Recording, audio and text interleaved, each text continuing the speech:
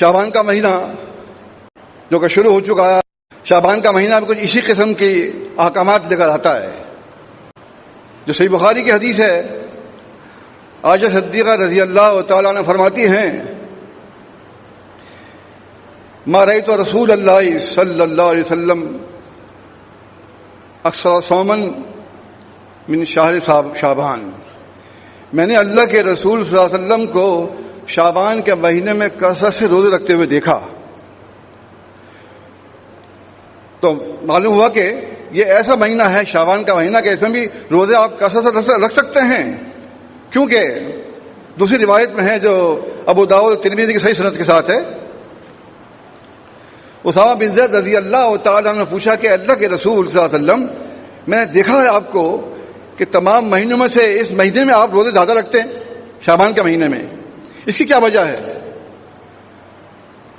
تو فرمایا اللہ کے نبی صلی اللہ علیہ وسلم نے کہ اسامہ، یہ شعبان کا مہینہ ایسا مہینہ ہے کہ اس میں لوگ جو ہیں یغفل الناس، لوگ غافل ہو جاتے ہیں اپنے عملوں سے، اور یہ مہینہ ایسا ہے کہ اس مہینے کے اندر اعمال اللہ کے ہاں پہنچائے جاتے ہیں. تو میں روزے اس لیے رکھتا ہوں کہ میرے اللہ کے ہاں اعمال اگر جائیں تو اس حال میں جائیں کہ میں روزدار ہوں. معلوم یہ ہوا کہ شعبان کے مہینے میں اللہ کے نبی صلی اللہ علیہ وسلم روزے رکھتے تھے کثرت سے، اور یہ بھی بتایا ہمیں کہ لوگوں کے اعمال جو ہیں اللہ کے ہاں پہنچائے جاتے ہیں. مگر یہ نہیں ہے وہ روایت ضعیف ہے کہ اسی شعبان کے مہینے میں آئندہ آنے والے اعمال اور نام سب مختص کیے جاتے ہیں، وہ روایت ضعیف ہے. یہ روایت صحیح ہے. اس سے پتہ چلا کہ اللہ کے نبی صلی اللہ علیہ وسلم روزے رکھنے ہیں کثرت سے. اسامہ بن زید پوچھ رہے ہیں آپ سے روزے کے بارے میں کثرت سے. آپ نے فرمایا کہ یہ اعمال کی بنیاد ہے. اگر میں فوت ہو جاؤں تو اس حال میں فوت ہوں کہ میں روزدار ہوں، جب میرے عمل جائیں تو میں روزے کے حالت میں اللہ کے عمل جائیں. اللہ کے نبی صلی اللہ علیہ وسلم اس بات کا اتنا خیال رکھ رہے ہیں، جو کہ رحمت للعالمین ہیں، امام المتقین ہیں، سید المرسلین ہیں، قائد المسلمین ہیں، سب ہونے کے باوجود بھی کسی قسم کا ناز نہیں ہے، کسی قسم کا فخر نہیں ہے. آج ان کے ساری کس قدر ہے دیکھیے آپ. وہ نبی ہیں، سید المرسلین ہیں، لیکن اس کے باوجود وہ یہ سوچتے کہ سوچتے ہیں کہ بس جس چیز کو اللہ پسند کرتا ہے میں اس کی پسندیدگی کو سامنے رکھتے ہوئے عمل کروں. آپ کو بھی چاہیے کہ جب شعبان کا مہینہ شروع ہوا تو کون روزے رکھ رہا ہے، کس سے روزے رکھنے کی نیت کر لی ہے، یہ تمام چیزیں آپ کو دیکھنی ہوں گی. ترمذی کی صحیح حدیث ہے، فرمایا اللہ کے نبی صلی اللہ علیہ وسلم نے کہ روزے شعبان کے رکھتے رہو یہاں تک کہ نصف من شعبان کا آدھا مہینہ گزر جائے. جب شعبان کا آدھا مہینہ گزر جائے یعنی کہ 15 تاریخ آ جائے، فلا تصوموا، پھر روزے مت رکھو، روزے بند. اس لیے کہ آپ کو رمضان کی تیاری کرنی ہوگی، اور ویسے بھی بس منع کر دیا تو منع کر دیا. ہمیں اس سے کیا مطلب ہے؟ جہاں تک کہا روزے رکھو رکھ لی، جہاں کہا روک دو. کیا مطلب یہاں کیا ہے؟ سمینا و اطعنا، سنا اور ہم نے مان لیا، یہ بات ہمارے ذہن میں ہونی چاہیے. تو معلوم کیا ہوا کہ 15 تاریخ کے بعد آپ کو روزے نہیں رکھنے ہیں. اب آپ کہتے صاحب 15 تاریخ کا لفظ تو ایسا ہے نہیں حدیث میں. بھائی نصف تو آیا ہے نا، نصف من شعبان کا آدھا مہینہ، تو آدھا مہینہ 15 کا ہی ہوگا. ابھی تو پتہ ہی آگے جا کے 29 دن ہوں گے یا 30 دن ہوں گے، لیکن جب ہمیں پتہ ہی نہیں ہے تو ہم 15 دن شمار کریں گے ان کو. تو معلوم یہ ہوا 15 تاریخ کے بعد روزے مت رکھیے. اب سوال یہ پیدا ہوتا ہے جو صحیح بخاری کی حدیث ہے اور صحیح مسلم میں بھی ہے، مگر وہ لوگ جو روزے رکھتے آئے ہیں 12 مہینے سے، ان پر پابندی نہیں ہے. یعنی پیر اور جمعرات کا جو روزہ رکھتے ہیں وہ رکھتے رہیے، یا وہ لوگ جو خواتین ہیں جن کے روزے رہ گئے اذیت ماہانہ میں، یا روزے رہ گئے شوہر کی خدمت کی وجہ سے، یا وہ لوگ جو بیمار پڑ گئے جو روزے نہیں رکھ سکے، تو صحیح بخاری کے الفاظ ہیں، عائشہ صدیقہ رضی اللہ عنہ نے فرمایا کہ اللہ کے نبی صلی اللہ علیہ وسلم نے اس بات کی رخصت دی ہے کہ آئندہ رمضان آنے سے پہلے ان روزوں کی تلافی کر لی جائے. تو ان پر اس چیز کی پابندی نہیں ہوگی، فلا تصوموا نصف شعبان، سمجھے نا. ان پر پابندی ہے جو شعبان کے مہینے میں روزے رکھ رہے ہیں، وہ پھر شعبان کی 15 تاریخ پہ آ کر رک جائیں اور آئندہ روزے نہ رکھیں. تو صحیح مسلم کی روایت میں ہے جو آدمی شعبان کے پورے مہینے میں یعنی کہ پہلی تاریخ سے لے کے 15 تک روزے نہ رکھ سکا ہو تو فرمایا اللہ کے نبی صلی اللہ علیہ وسلم نے تو 15 تاریخ کا روزہ رکھ لے. پھر اگر اس نے نیت کر لی ہے کہ میں 15 تاریخ کا روزہ رکھوں گا اور نہیں رکھ سکا تو فرمایا اللہ کے نبی صلی اللہ علیہ وسلم نے کہ اس کو چاہیے کہ وہ شوال کے مہینے میں اس کی جگہ 2 روزے رکھ لے. تو اس طرح معلوم ہو رہا ہے کہ شعبان کے مہینے کی بھی اپنی عظمت ہے, اپنی فضیلت ہے. اس کو دھیان رکھیے. اور بھی جو مسائل ہیں اس سلسلے میں وہ آپ دیکھیں منہاج المسلمین میں اس پر عمل کریں. ابن ماجہ کی روایت ہے, آپ دیکھیں کہ 15 تاریخ جب آتی ہے تو مسجدوں میں قوق میں روشنیاں, قبرستان میں گہما گہمی, پھولوں کی دکانیں, یہ سب سجائی جاتی ہیں اس حدیث کی بنیاد پر. اذا كانت ليلة النصف من شعبان قوموا ليلها وصوموا نهارها. جب شعبان کا نصف مہینہ ہوتا ہے تو اس کی رات کو قیام کرو اور اس کے دن کو روزہ رکھو. فإن الله ينزل لغروب الشمس الى السماء الدنيا. اور کیونکہ اللہ تعالیٰ عز و جل جو ہے وہ غروب آفتاب ہوتے ہی آسمان دنیا پہ آ جاتا ہے.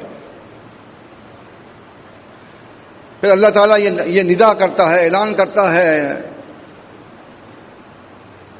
الا مستغفر اغفر لہ, کوئی ہے آدمی بخشش طلب کرنے والا تو میں اس کی بخشش کر دوں. الا مستذرق ازرقہ, کوئی ہے رزق طلب کرنے والا میں اس کو رزق دے دوں. اس طرح یہ ندا کر رہا ہے اللہ تعالیٰ جو آسمان دنیا پہ آ کر. مطلب یہ دوسری روایت میں ہے اس طرح اللہ تعالیٰ ندا کرتا رہا قضا و قضا قضا و قضا. اور بھی ایسی کتنی چیزیں ہیں بیان کی جاتی ہیں تو اللہ تعالیٰ کرتا رہتا ہے یہاں تک کہ حتیٰ مطلب فجر طلوع ہو جاتا ہے, دن نکل آتا ہے, اللہ کی ندا چلتی رہتی ہے. یہ روایت موضوع ہے, گھڑی ہوئی ہے, جھوٹی روایت ہے ابن ماجہ کی, جس میں تمام لوگ جو ہیں عمل کر رہے ہیں اس پر.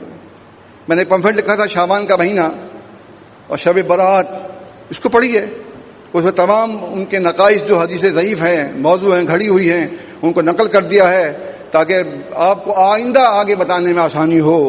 ظاہر ہے کہ ایک پورا گہما گہمی ہوتی ہے, جہاں موقع ملتا ہے آپ سمجھتے ہیں کہ یہاں ہماری تبلیغ کارگر ہوگی وہاں تو آپ بتائیے, اور جہاں سمجھتے ہیں کہ بلا وجہ کا فتنہ پھیل جائے گا تو ایسی چیز پہ ہاتھ نہ ڈالیں. آپ بہت دھیان سے کام کیجئے. آج کل کافی اس میں سختی ہے, یا بس یہ کہ آپ کتاب سے دے دیں اسے پڑھ لیجئے. آپ جو لیتا ہو پڑھ لے گا, نہیں لیتا مت دیجئے. اس طرح کیا ہوگا کہ آپ ایک صحیح بات کو پہنچانے میں کامیاب ہو جائیں گے. اور اللہ تعالیٰ کی منشا بھی ہے بلغ آیا, اگر ایک آیت بھی میرے پاس سے پہنچاؤ لوگوں کو, صحیح بخاری کے الفاظ ہیں. تو اس طریقے سے آپ جو ہیں شعبان کے مہینے کا احتساب کریں, دیکھیں کہ ہمیں کیا کرنا ہے, کون سی حدیثیں جو ہیں لوگ عمل کرتے ہیں اور ضعیف ہیں, کون سی حدیثیں ہیں جو صحیح ہے جس پر ہمیں عمل کرنا چاہیے. یہ تمام چیزیں آپ کو دیکھنی ہوں گی. البتہ وہ جو روایت ہے صحیح مسلم کی جس میں یہ باور کراتے ہیں کہ عائشہ صدیقہ رضی اللہ تعالی عنہ رات کو نبی صلی اللہ علیہ وسلم قبرستان گئے اور وہاں جا کے عائشہ صدیقہ پیچھے گئی ہیں, تو وہ مہینہ شعبان کا نہیں ہے. وہ ایک عام رات تھی کہ جس میں اللہ کے نبی صلی اللہ علیہ وسلم گھر میں تشریف لائے. عائشہ صدیقہ سو گئی تھیں. آپ یہ سمجھے, آپ نے آہستہ سے اپنے جوتے اتارے, آہستہ سے اپنا بستر پر گئے اور چپ چاپ جا کر لیٹ گئے. تو کیا دیکھتے ہیں کہ حضرت جبریل علیہ السلام آ گئے, کیونکہ جبریل علیہ السلام آپ کو دکھائی دیتے تھے, کسی اور کو دکھائی نہیں دیتے تھے. انہوں نے اشارہ کیا, پھر آپ خاموشی سے اٹھے, خاموشی سے اپنے کپڑے لیے پہنے اور خاموشی سے اپنے جوتے پہن کے خاموشی سے دبے پیر نکل گئے. عائشہ صدیقہ طاہرہ مطہرہ رضی اللہ عنہ یہ سمجھی کہ پتہ نہیں کہیں کسی بیوی کے ہاں جا رہے ہیں آپ، مجھ سے اتنے چوری جا رہے ہیں. تو وہ آپ باہر نکلے، حکم دیا اللہ تعالیٰ نے کہ جنت البقیع کے لوگوں کے لیے جو مردے ہیں ان کے لیے بخشش طلب کیجیے آپ جا کر. عائشہ صدیقہ پیچھے پیچھے اور آپ آگے آگے. اللہ کے نبی صلی اللہ علیہ وسلم فرماتے ہیں مجھے محسوس تو ہو رہا تھا کہ پیچھے کوئی ہے، لیکن بہرحال آپ نے پرواہ نہیں کی. آپ قبرستان گئے، آپ نے ان کی دعا فرمائی، اور دعا فرمانے کے بعد جب آپ واپس ہونے لگے تو ان سے پہلے عائشہ صدیقہ جلدی آئیں اور آ کے بستر پہ لیٹ گئیں. مگر سانس ان کا پھول رہا تھا، وہ سانس پھولنے کی وجہ سے پکڑی گئیں. آپ اندر تشریف لائے تو آپ نے دیکھا کہ عائشہ کا سانس پھول رہا ہے. پوچھا کہاں عائشہ کی طرف گئی تھی؟ آپ نے فرمایا کیا تم سمجھتی ہو کہ اللہ اور اس کا رسول تمہارے معاملے میں خیانت کریں گے، ناانصافی کریں گے؟ نہیں یا رسول اللہ ایسی بات نہیں ہے، میں یہ سمجھی تھی کہ شاید آپ کسی بیوی کے گھر پہ گئے ہوں گے، لیکن ایسا نہیں ہوا. آپ تو جنت البقیع گئے تھے قبرستان کے اندر. اچھا اسی موقع کا یہ ذکر ہے جو میں نے آپ کو بتا دیا. مگر اس حدیث میں نہ تو شعبان کا ذکر ہے، نہ اس حدیث میں یہ ہے کہ وہ بخشش کے لیے کہا گیا ہو وہاں جیسے اور حدیثوں میں ہے جو ضعیف ہیں. اس روایت میں حضرت جبریل کہہ کر چلے گئے اور آپ نے جا کے دعا کر دی اور واپس آ گئے. یہ روایت صحیح مسلم میں ہے، لیکن اس میں شعبان کا مہینے کا ذکر نہیں ہے، اور لہذا ذکر نہیں ہے تو یہ شعبان کے مہینے کی دلیل نہیں بن سکتی. یہ بھی دلیل پیش کرتے ہیں لوگ باہر جو ہیں، کہتے ڈوبتے کو تنکے کا سہارا.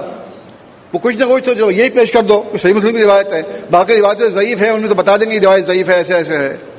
تو اس طریقے سے شعبان کا مہینے کے سلسلے میں مزید معلومات کے لیے آپ کو کتابچہ پڑھنا چاہیے. مزید معلومات کے لیے منہاج المسلمین کا ایک پورا چیپٹر ہے شعبان کے مہینے میں. مسعود احمد صاحب رحمۃ اللہ علیہ انہوں نے بھی لکھا ہے اس کے اندر کہ شعبان کے مہینے میں جتنا بھی کچھ کیا جاتا ہے وہ سب یعنی کہ ثابت نہیں ہے، تمام چیزیں بے ثبوت ہیں، لیکن وہ لوگ کرتے چلے آ رہے ہیں.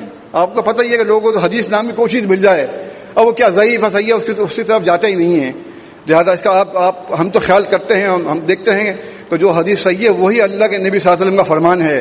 جو حدیث ثابت ہی نہیں ہے وہ آپ کا فرمان ہی نہیں ہے، اس پر عمل کیسے ہوگا؟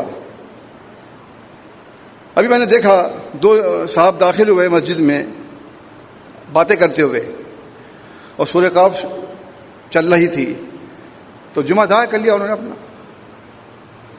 آپ کو پتا ہے جب آپ مسجد میں داخل ہو گئے اور خطبہ شروع ہو گیا تو تنگا یہاں سے یہاں رکھنا بھی لغو حرکت ہے. ابو داؤد کی صحیح حدیث ہے. کوئی جا کے آپ آپس میں بات کرتے ہوئے داخل ہوں، کیا آپ سیکھ رہے ہیں جماعت کے اندر؟ دیکھ کے افسوس ہوتا ہے. اچھی خاصی عمر والے لوگ ہیں، اس کے باوجود بھی اس چیز کی پرواہ نہیں. خطبہ شروع ہو گیا تو ہم خاموش آئیں، نماز پڑھنے اور بیٹھ جائیں. تو اس کا بھی دھیان رکھیں. بہرحال ابھی موقع ہے روزے رکھنے کا، روزے رکھیے اور اللہ تعالیٰ کو اپنا بنائیے. استغفر اللہ، کنزے سے کندھا کر دوں گا تو ملا لیں.